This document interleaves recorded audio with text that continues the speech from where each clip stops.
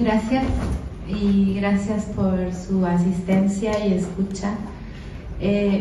No voy a repetir lo que en el barco campo de concentración sucedió, porque ya Abril lo describió muy bien, pero sí me gustaría regresar a las palabras de la embajadora trans en México y decir que miente, y que miente constantemente, y que una de mis grandes solicitudes, peticiones, exigencias al gobierno mexicano es que sea expulsada de este país por todas las violaciones que está encubriendo en contra de la ciudadanía mexicana.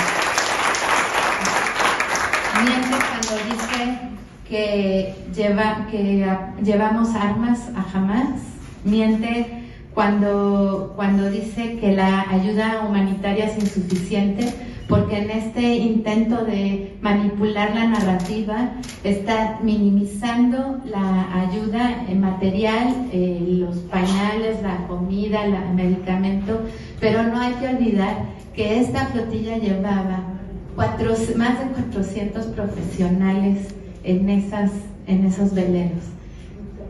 Profesionales de la salud mental, ecoconstructores, abogados, ayúdenme a periodistas, por supuesto, documentalistas, en fin, ustedes me ayudan, educadores, en fin, llevábamos más de 400 profesionales que podían llevar a cabo un trabajo de acompañamiento a la población palestina en Gaza. Entonces, no hay que tener una mirada tan ignorante, diría yo, respecto a lo que la ayuda humanitaria significa. No es solamente alimento, no es solamente medicamento, se requieren muchas cosas más e íbamos cargados para eso. Por otro lado, miente a todas luces cuando habla de que íbamos en buenas condiciones y a salvo, ¿no? Hay ya Patti y ya las compañeras han descrito toda la tortura y los malos tratos físicos, pero hay esta otra parte que empezó a mencionar Abril, de la tortura psicológica y los maltratos psicológicos, que no se ven, que no se pueden fotografiar y no se pueden medir, pero que son profundos y que han estado y que dejan marcas para siempre. El abuso sexual, la denuncia de 15 compañeras y compañeros que han sufrido abuso sexual hasta ahora, porque ese número seguramente es mucho mayor. El abuso sexual deja marcada a la persona para siempre, y eso es parte de lo que el ente sionista busca hacer en nosotras y nosotros. Busca aterrorizarnos cuando inyecta en nosotros la incertidumbre, cuando nos manipula emocionalmente, cuando nos humilla y nos trata de amedrentar. A mí personalmente me tocó que una vez que descubrieron que yo era reincidente en estas acciones, trajeran a Ben Gvir, ¿no?, a amenazarme por ser mexicana, a burlarse, a amenazarme de lo que me iba a pasar, a acusarme de ser terrorista, a acusarme de apoyar a Hamas, ¿no?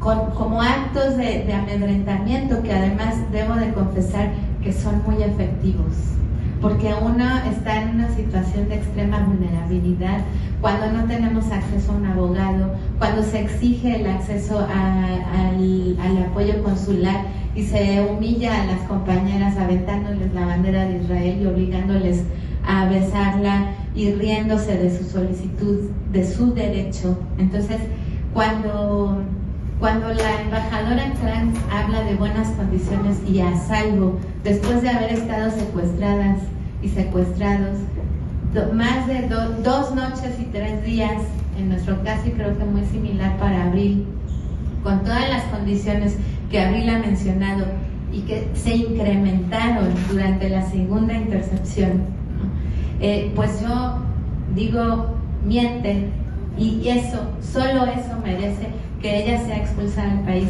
y que esa embajada se cierre y que se rompan relaciones con Israel, porque no podemos seguir teniendo relaciones, y pongo entre comillas, de amistad, como dice la embajadora, cuando se comete un genocidio y cuando ese genocidio está impactando directamente en nuestro país.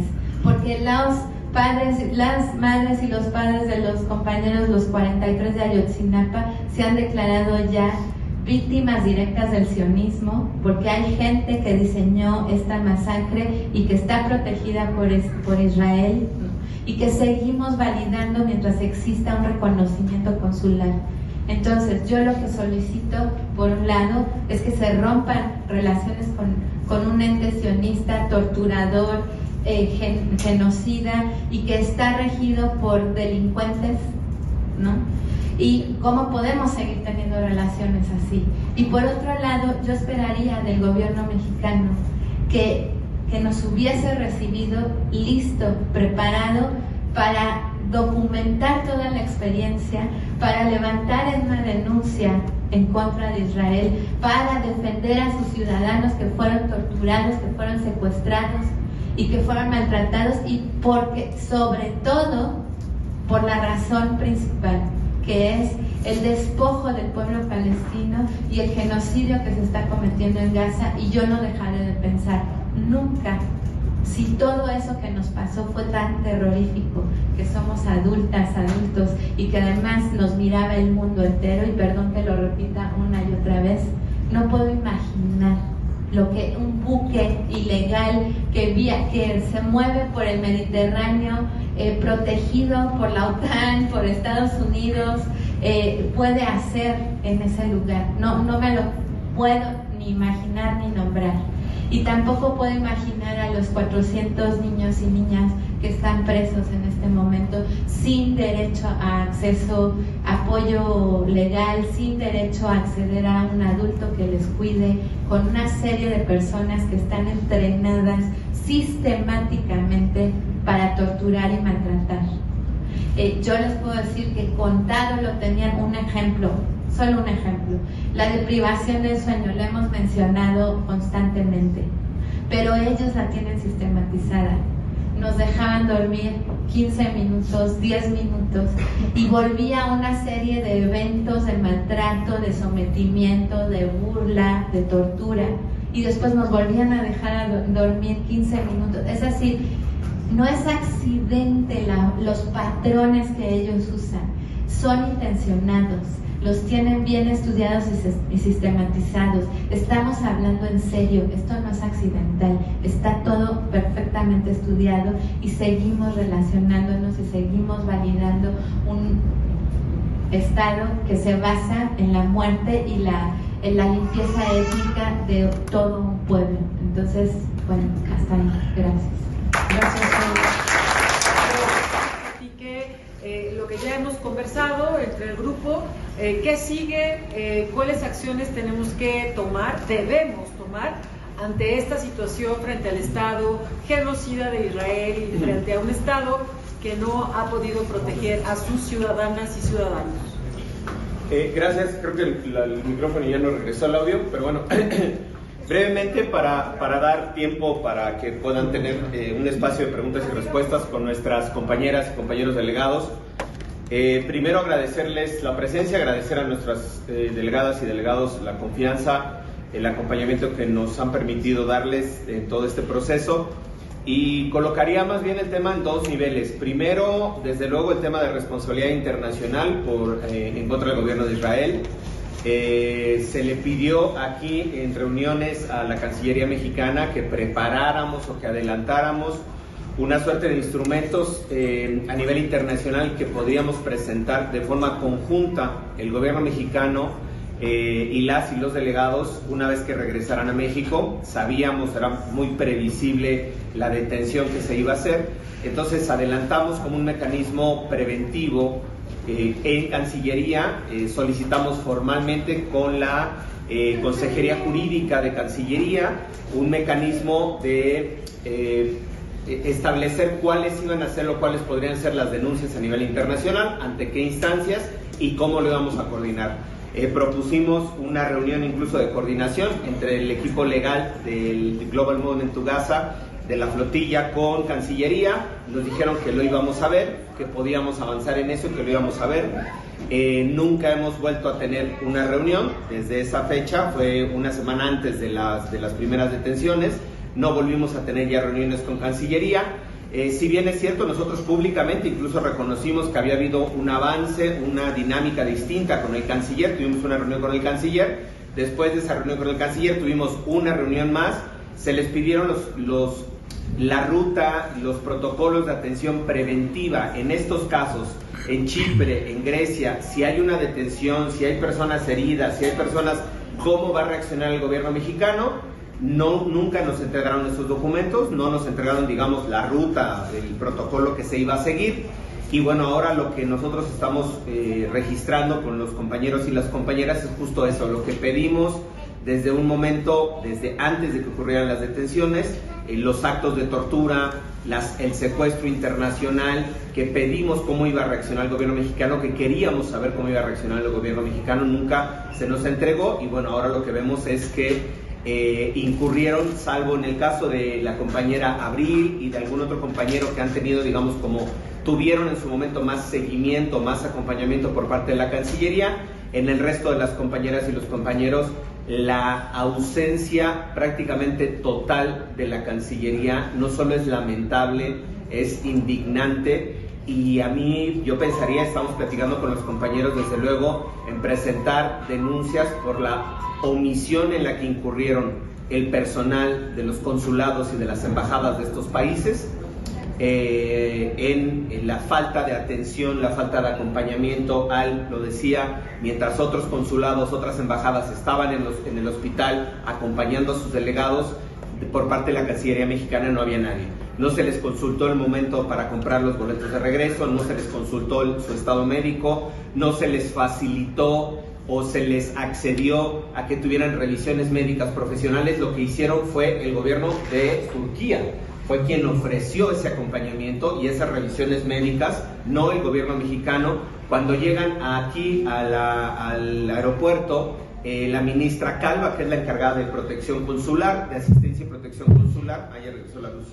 La ministra Calva lo que hace es, les dice que si quieren una revisión médica, sustancialmente la revisión médica consistía en tomarles la presión, ver con el oxímetro, ver cómo venían, ¿no? Diego pregunta, oigan, ¿y nos van a hacer una biometría hemática, algún otro estudio para saber cómo venimos, las condiciones físicas en las que vienen los compañeros? No vamos a hacerles nada de eso. No ha habido seguimiento por parte de la Cancillería después de su regreso. Tampoco ha habido ofrecimiento para el acompañamiento médico, ni acompañamiento psicológico, y mucho menos, y con eso termino, el acompañamiento legal.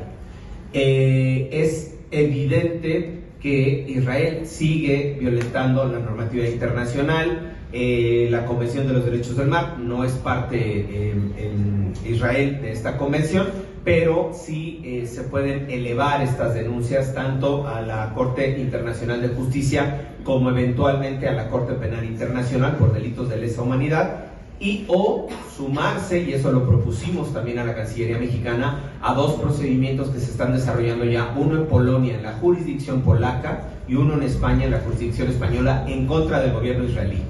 Estos dos países han iniciado procedimientos en contra del gobierno israelí por lo que por los delitos, las violaciones a derechos humanos en que incurrió Israel, tanto en la primera como en la segunda flotilla. Y el gobierno mexicano, pues hablando del humanismo, inaugurando hospitales, ¿no? Sin una mención siquiera a las violaciones graves a derechos humanos que sufrieron nuestras compañeras y nuestros compañeros, y mucho menos pensar en un acompañamiento, decía yo, psicológico, médico o legal. Hasta el día de hoy creemos, ojalá no sea así, el Estado mexicano no va a presentar ninguna denuncia contra Israel, no va a presentar ninguna denuncia contra Israel a nivel internacional. No nos han informado, no los han buscado ni a las compañeras ni a los compañeros para documentar su proceso y que esa sea la base de la denuncia. Y lamentable la posición que está tomando el gobierno mexicano en términos políticos, sí, pero también lamentable que ni siquiera tenga la capacidad el Estado mexicano para defender a connacionales que han sido secuestrados a nivel internacional, torturados, con torturas físicas, con torturas por posición. El diagnóstico de Al es que tiene una fractura de cúpula radial derecha, derivado o consecuencia de la tortura que sufrió, así como las torturas que narraba Abril, la compañera Sol, las compañeras, torturas por posición, que esa es una tortura. La compañera Violeta en algún momento decía, está sofisticada los medios de tortura, son torturas que te pueden dejar un daño profundo, pero no una lesión que sea verificable en términos médicos, para que ellos puedan decir, pues no les hicimos nada. Oye, pero es que lo estuviste en cuclillas 7 horas, 8 horas, ¿no? Y eso te revienta muscularmente, claro, pero no les hicimos nada, ¿no? Había otros compañeros que nos decían que lo estuvieron a la intemperie, en los barcos estos de detención, al sol del mar, ¿no? Por exposición, horas, obviamente se te quema la piel, te da deshidratación, pero no es una lesión provocada, ¿sí me explico? Son estos mecanismos de tortura que se llama tortura por posición. Concluiría entonces, simplemente para decir que vamos a seguir acompañando el proceso de documentación. Se están buscando ya las especialistas para hacer la documentación sobre la tortura que sufrieron nuestras compañeras y nuestros compañeros. Ojalá, esperaríamos que el gobierno mexicano nos busque, que hagamos mesas de trabajo, que acompañemos estas denuncias a nivel internacional y que no sea el principio de la claudicación del Estado mexicano para defender a sus connacionales fuera del país. Si se apellidaran algunos de ustedes Rocha o Moya, probablemente los defenderían mucho más, ¿no? Harían una defensa férrea, pero pues esperaríamos que el Estado mexicano nos busque, acompañemos estas denuncias y bueno, desde el movimiento vamos a seguir el acompañamiento. Muchas gracias. Gracias, David.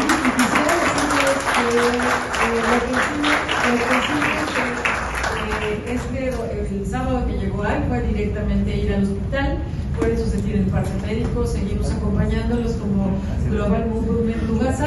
En un momento más les voy a pedir quien quiera preguntar algo.